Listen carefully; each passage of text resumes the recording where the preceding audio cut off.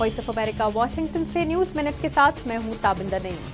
दौलत इस्लामिया नामी गिरोह ने शुमाली शाम में तुर्की की सरहद के करीब 24 घंटों के दौरान कुर्दों के 16 देहात पर कब्जा कर लिया है। इससे एक दिन पहले अमरीकी ऐवान नुमाइंदगान ने शाम के इतदाल पसंद बागियों को मुसल्ला करने के सदर ओबामा के मंसूबे की 273 में से 156 वोटों से हिमायत की है।